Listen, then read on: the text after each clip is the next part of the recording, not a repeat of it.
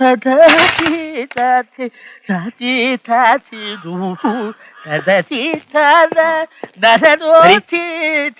നോക്കാൻ. ഞാൻ കോടതിയിലേക്ക് പോവാ. അയവാച്ചൻ വന്നാ ഇവിടെ കയറി ഇരിക്കാൻ പറയണം. ഞാനൊരു 12 മണിയാകുമ്പോഴേക്കും തിരിച്ചു വരും. അതിന്റെ ഇടയ്ക്ക് യമകണ്ഠ കുറിപ്പിനെ കാണാനെന്ന് പറഞ്ഞ് ഇറങ്ങി പോയി കളയരുത്. ഏത് യമകണ്ഠ കുറിപ്പ്? നിനക്ക് 1 ലക്ഷം രൂപ തരാനുള്ള. ഓ, യമകണ്ഠ കുറിപ്പ്. ഈ അയവാച്ചൻ കേസ് വന്നേ പിന്നെ എന്റെ തലയ്ക്കകത്തൊന്നുമില്ല. അതെനിക്ക് നേരത്തെ അറിയാം, നിന്റെ തലയ്ക്കകത്തൊന്നുമില്ല.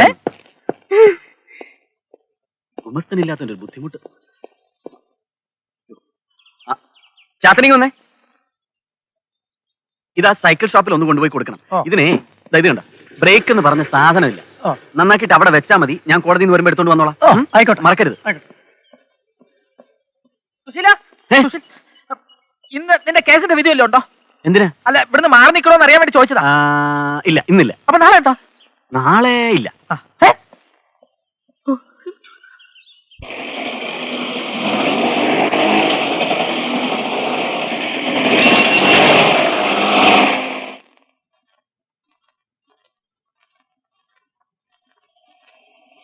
എവിടെ പോയിക്കാ വണ്ടി ഓടിക്കുന്നത്?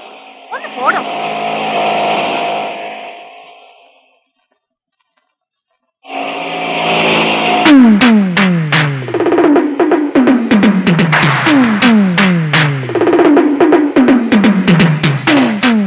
അയ്യോ, ജെട്ടിയിട്ടില്ല. ഇനിയിപ്പോ സമയമില്ല. ആരറിയാനാ?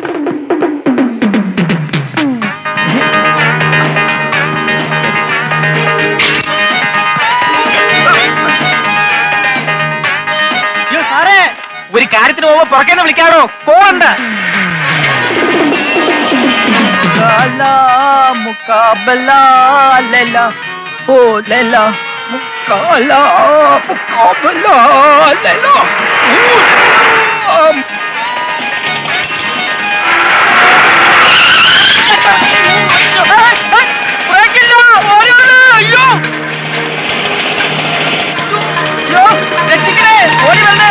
എനിക്ക് ബ്രേക്ക് അല്ല, എന്റെ സൈക്കിളിന് ബ്രേക്ക് ഇല്ലേ? വട്ടാണോ?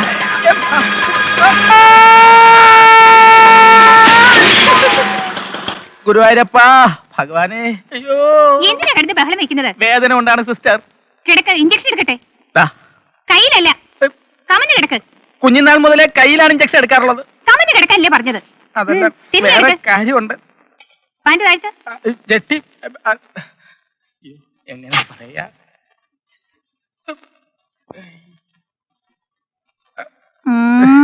ധൃതിയില് മറന്നുപോയതാ.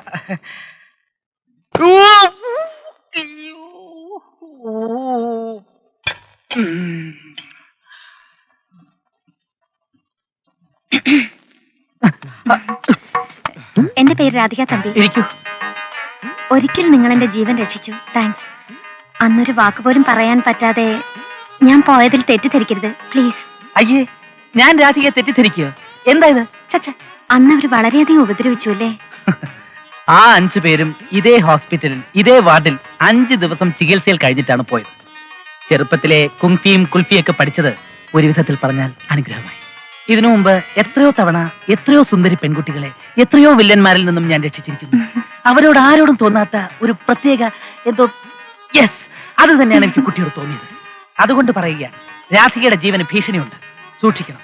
രക്ഷിക്കാനായി എപ്പോഴും ഹരി കൂടെ ഉണ്ടായിരുന്നു വരില്ല. അതാരാ? ഏത് ഹരി? ഞാൻ തന്നെ, Harichandran. MA LLB. LLM admission കിട്ടിയതാ, പക്ഷെ പോയില്ല. This is my card. ഹരിക്ക് എന്തെങ്കിലും ആവശ്യം വന്നാൽ വിളിക്കാൻ മടിക്കണ്ട. ഓക്കെ?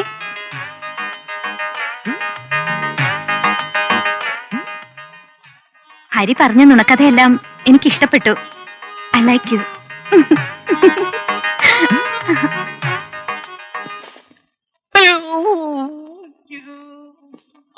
വിചാരിച്ച പോലെ അല്ലല്ലോ. എന്താണത്? എന്ത് പറ്റി? ഉളുക്കിയിട്ടുണ്ടെന്നാ തോന്നുന്നത്. നല്ല വേദന.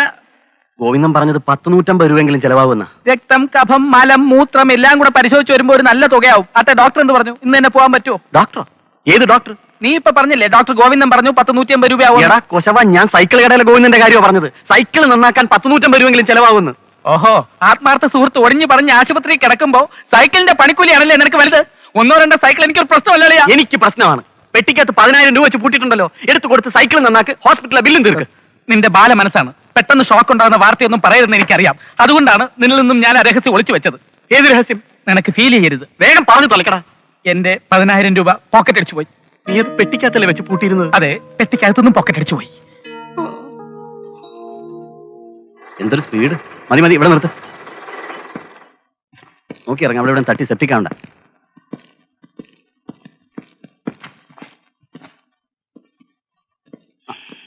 അയ്യവാച്ച, ഞാൻ കുറെ നേരമായിട്ട് കാത്തിരിക്കുകയായിരുന്നു. നിങ്ങൾ എവിടെ പോയി രണ്ടാളും? ഞാനേ ഇദ്ദേഹത്തിന്റെ പണയം വെച്ച ജീവിതം ഒന്ന് തിരിച്ചെടുക്കാൻ വേണ്ടി പോയതാ. ഓ സോറി. ആട്ടെ, എന്തായി കൊഴിഞ്ഞാമ്പാറ പ്രശ്നം? നിങ്ങൾ പറഞ്ഞ കണ്ടീഷൻ ഞാൻ സമ്മതിച്ചു. പക്ഷെ ഒരു കാര്യം, മൂക്കോളം മുങ്ങി നിൽക്കുന്നവനാ ഞാൻ. ഇനി മുങ്ങാനില്ല. എന്നെയും എന്റെ കുടുംബത്തെയും ഒന്ന് രക്ഷപ്പെടുത്തി തരണം. ചേട്ടാ, മുങ്ങും തോറും പൊങ്ങും, പൊങ്ങും തോറും മുങ്ങും. അതാണ് ജീവിതം. ചേട്ടന് പൊങ്ങണോ? എന്നാ മുങ്ങണം. റോസി, ഇവിടെ ആരും കാണില്ലല്ലോ. കള്ളന്മാരും മുഴുവൻ എടുത്തുകൊണ്ട് പോയി അറിയില്ലല്ലോ. റോസി, ഇരിക്കടോ.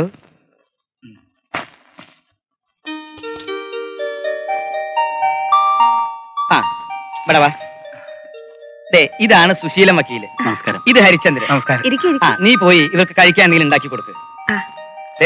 എന്റെ ഭാര്യ ആയതുകൊണ്ട് പറയല്ല, ഇവളുടെ കൈ കൊണ്ട് എന്തുണ്ടാക്കിയാലും ഭയങ്കര രുചിയാ. അതല്ലേ ഞാൻ ഇങ്ങനെ തടിച്ചിരിക്കുന്നത്. നിങ്ങൾ കാപ്പി കുടിച്ചിട്ടേ പോവോ കേട്ടോ. അവരുടെ കാര്യം എനിക്കറിയില്ല. ഞാൻ കാപ്പി കുടിച്ചിട്ടേ പോവുള്ളൂ. പിന്നെ പട വന്നല്ലോ. നീ വന്നേ, ചോദിക്കട്ടെ, മോളുടെ പേരെന്താ? കൊള്ളാലോ. അപ്പൊ സ്കൂളിലെ സാറന്മാർക്കൊക്കെ മോളെ സാറേന്ന് വിളിക്കേണ്ടി വരുമല്ലോ. ഇയാളുടെ പേരെന്താ? സണ്ണി. എത്രാം ക്ലാസ് പഠിക്കുന്നു? 8ാം ക്ലാസ് പഠിക്കുന്നു. അപ്പൊ കഴിഞ്ഞ പോലെ 7ാം ക്ലാസ്സിലായിരുന്നിരിക്കും അല്ലേ? 6ാം ക്ലാസ്സിൽ. അച്ചാച്ചന്റെ പേരെന്തുവാ? എന്റെ പേര് ഹരിചന്ദ്രൻ. അച്ചാച്ചന്റെ കഥയൊക്കെ എനിക്കറിയാം. അതെങ്ങനെ? കഴിഞ്ഞ ലക്കത്തെ ചിത്രകഥയിൽ അച്ചാച്ചന്റെ കഥയായിരുന്നു ഹരിചന്ദ്രൻ. മോളെ, അത് ഈ അച്ചാച്ചന്റെ കഥയല്ല. ഈ അച്ചാച്ചന്റെ കഥയുടെ പേര് ഹനുമാൻ. ഇവൾക്ക് ആരെങ്കിലും ഒന്ന് കിട്ടിയാ മതി, പിന്നെ തുടങ്ങിക്കോളും. കഥയായി, കളിയായി, ബഹളായി. അത് റോസിഡിയാ. പക്ഷെ ഇവൻ അങ്ങനെയല്ല. അവിടെ വാടാ, പതുക്കെ നടക്കണ കണ്ട. ഇവൻ സ്വല്പം ആർട്ട. കളിയും ചിരിയൊക്കെ സ്വല്പം കുറവാ. എന്റെ കുണമാണെന്നാ റോസി പറയണേ. ഇവരൊക്കെ ആരാടാ? ഇതെന്റെ മോനും അത് മോളും. അതല്ല, അപ്പുറത്തിരിക്കുന്നത് അതെന്റെ കൂട്ടുകാരാ. അകത്തൊരുത്തിയുടെ ഇഴക്കവും ചാട്ടവും കണ്ടപ്പോഴേ ഞാൻ വിചാരിച്ചതാ പുറത്ത് ആരോ വന്നിട്ടുണ്ടെന്ന്. ഞാനായിട്ടൊന്നും പറയുന്നില്ലേ. നല്ല തങ്കപ്പെട്ട സ്വഭാവം. ആരുടെ? അമ്മച്ചിയുടെ. അമ്മ ദിവസം പള്ളിയിൽ പോവും. അമ്മായിയമ്മ എങ്ങനെ ഇരിക്കണെന്ന് എന്റെ അമ്മയെ കണ്ടു പഠിച്ചാ മതി. മഹാത്മാഗാന്ധി ആണെങ്കിലും ആ വടി എടുത്ത് അപ്പടിക്കും. മതി മതി, ആഹാരം റെഡി. ഇയാളെന്ത് ഈ പട്ടിണി കിടന്ന പോലെ ഓടണേ? ഭയങ്കര വിശപ്പായിരിക്കല്ലേ? വിശപ്പല്ല, ആക്രാന്തം.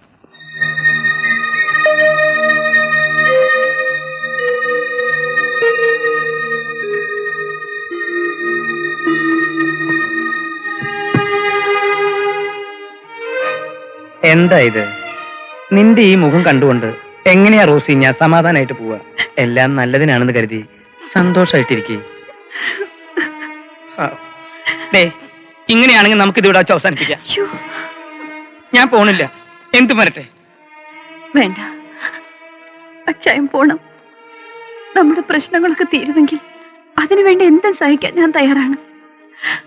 എന്നാലും മനസ്സിനാകെ പേടി തോന്നുന്നു. ഇച്ചായ, നീ ധൈര്യമായിട്ടിരിക്കും. വെറും 20 ദിവസത്തേക്കല്ലേ ഉള്ളൂ.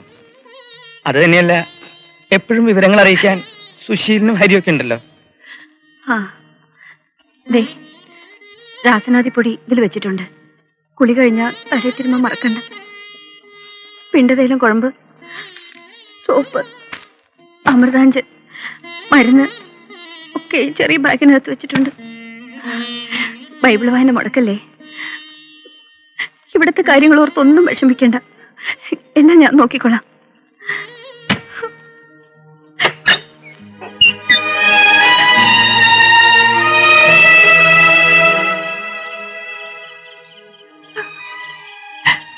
അയ്യേ, എന്തിനാ കരയണേ?